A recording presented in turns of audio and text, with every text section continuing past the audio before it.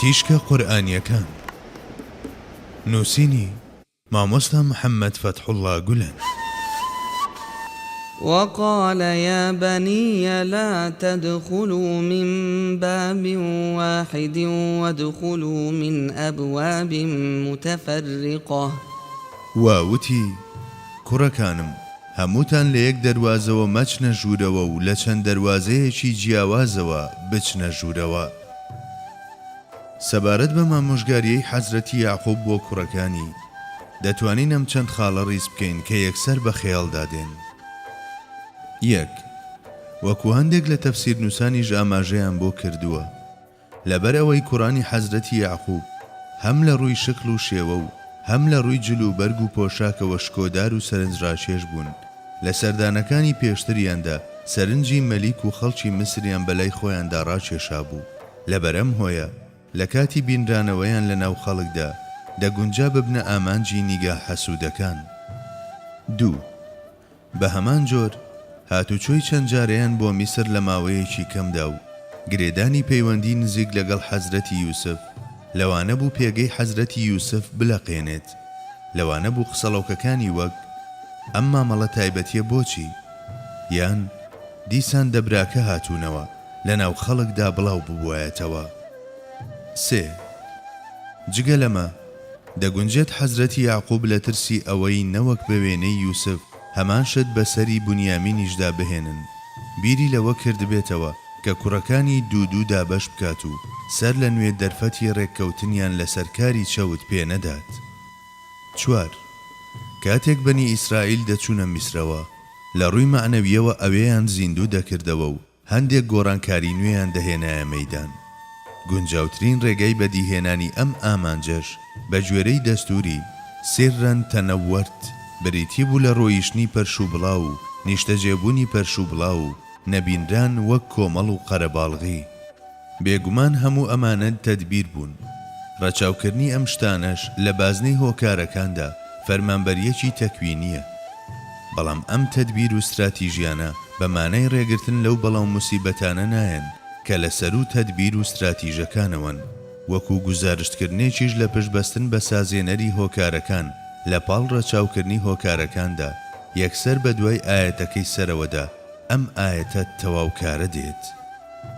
وما أغني عنكم من الله من شيء إن الحكم إلا لله عليه توكلت وعليه فليتوكل المتوكلون.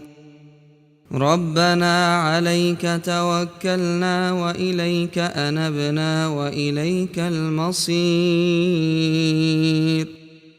ربنا لا تجعلنا فتنة للذين كفروا واغفر لنا ربنا إنك أنت العزيز الحكيم.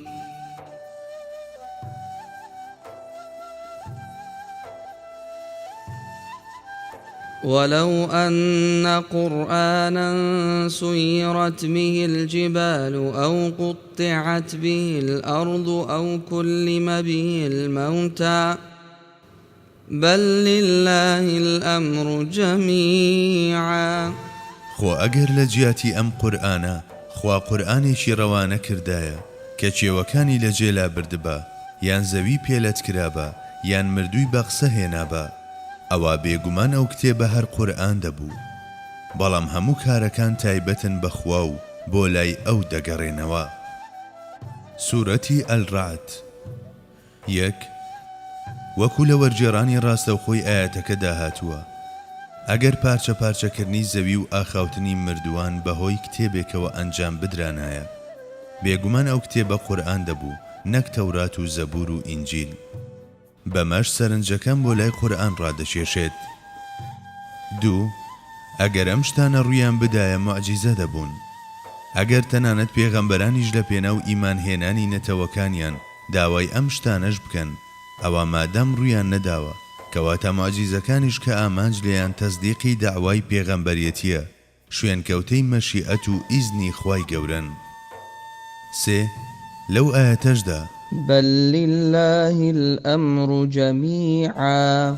سەرنجەکان بۆ لای لادانە فیکریەکان ڕادەشێشێت و بیرمان دەخاتەوە پێویستە چی لە چێ و لە کوێوە داوا بکەین و ڕای دەگەیەنێت کە تێگرای هێز و کاریگەریە مادی و معنەویەکان لە دەستی ئەودان و گەر بیەوێت دەتوانێت هەموو ئەو شتانەی کە پێشتر لە ئاەتەکەدا باس کراون ئەنجام بدات، تەنانەت بەبێ ڕوودانیشتانی نائاسایش، کرانەوەی دڵەکان بەڕووی ئیماندا و گەیشتنیان بە دڵنیایی و هاوشێوەکانیان هەمویان تایبەتن بەخوای گەورە و هەرگیز ئەمانە بۆ ئەو قوڕز نین. ئەگەر ئەو بخوازێت زەوی پارچە پارچە دەکات، شاخەکان دەخاتە گەڕ، ئەو تەرمانە دەخاتە گۆ کە هەزاران ساڵ پێشتر پرتوکاون کە هیچ شتێک لەمانە لە خودی خۆیاندا هێندەی کاریگەری قورئان لەسەر ئەو دڵانەی کە خوا دەیەوێت دارای کاریگەری بەردەوام نین. لەمڕۆوە ئەو شتانەی لە بەرچاوی خۆتاندا گەورەتان کردوون بەراورد بەو گۆڕانکاریە گشتگیر و جیهانیەی کە قورئان هێناویەتیە گۆڕێ زۆر بێبایەخن. ئەگەر بیر لە هۆکارێک بکرێتەوە بۆ ئەو ڕووداوە نائاساییانەی کە لە تەسەور و خەیاڵتاندا زۆر بە گەورە دەیان بینن، ئەوە پێویستە ئەو قورئانە بێت کە خاوەنی کاریگەری گشتگیر و ڕەگدا کوتاوە. بەڵام ئەگەر خوا بیەوێت قورئان دەکات بە هۆکاری هاویشتنی تەنە گەورەکانی وەک چیاکان و پارچە پارچەکردنیان و فوکردنەوەی ژیان بە مردوواندا و خستنەگۆی مردووان. وەلێ ئەمانە هۆکاری نازڵبوونی قورئان نین، بەڵکو هۆکاری دابەزینی ئەو بە ئیزنی خوا بریتیە لە بنیادنانی جۆرێکی دیکەی مرۆڤی جیاواز لەوانەی کە هەن، ڕۆیشتە ناو ئەو دڵانەوە کە کەس دزەی نەکردووەتە ناویان و دەستە بەرکردنی فەرمانڕەوایەتی هێزی ئیمانتیایاندا. بەڵێندانی هاتنەدی سەرجەم ئاوات و خۆزگەکان بە ئادەمیزاد لە ڕێگەی پێشاندانی ڕێگاکانی بەقاوە، تەنانەت نیشاندانی ئەبەدیەت و بەختەوەری هەمیشەیی لە دەلاقەی ویژدانەوە هەر لە دنیادا و پێش ڕۆیشتن بەرەو ئەو دنیا. معریفەتی ڕاستەقینەش بریتیە لە کراوە بوون بەڕووی ئەم حیکمەتانەدا کە هۆکاری دابەزینی ئەون. بەڵێ ئەگەر چیاکان بەڕاست و چەپدا هەپرون بە هەپرون ببن و زەوی شەق و پەق بێت و ئێسکی پرتوکاوی ناوگۆڕەکانیش بێنە زمان، هێشتا کاریگەری کاتی و ڕاگوزەری ئەم شتانە لە پاڵ کاریگەری ئەبەدی قورئان لەسەر ئینسانەکان زۆر ماتوسیز دەردەکەون. لو أنزلنا هذا القرآن على جبل لرأيته خاشعا متصدعا من خشية الله